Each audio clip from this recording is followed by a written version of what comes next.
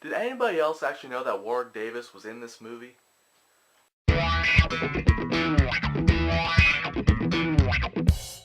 Jack and the Giant Slayer. Okay, Jack and the Giant Slayer is a story about a farm boy who falls in love with a princess, and the princess has to get married to someone that she doesn't want to get married to. She gets kidnapped by bad people, and now the prince has to save her.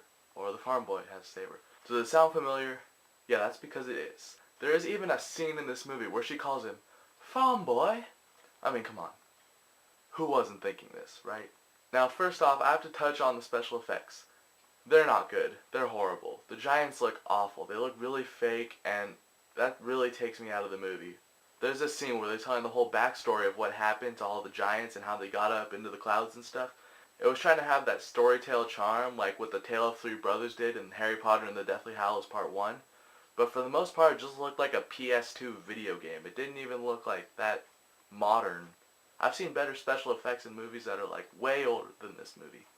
There are even some action scenes where it kind of looked like, you know in like the original King Kong, like the 1933 one, where Kong's fighting that giant T-Rex, and it's all stop motion, so all their movements kind of look like...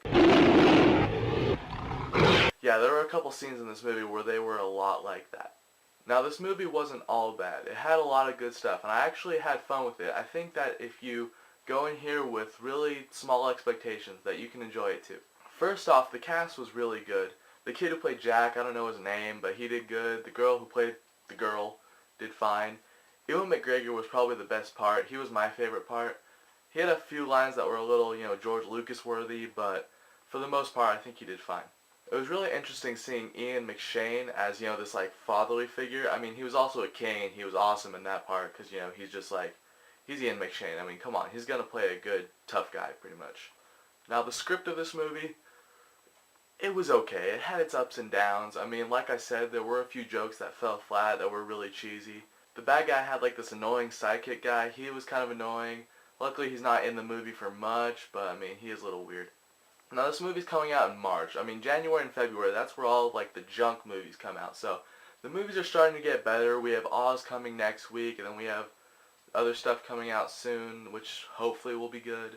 So, I mean, this will hold you over till, Oz comes out or something. If you've been just stuck in this drought that we've been in since December, this is a movie that you can see if you happen to be at the theater. It's not a bad movie, but, I mean, you're not going to be less of a person for not seeing this movie. So, overall, I think I'm going to give Jack and the Giant Slayer a 6 out of 10. It's not bad, but it's really not that great either. Thanks for watching. If you guys like this video, you can subscribe. I'm going to make more videos like this, and I'll see you guys later.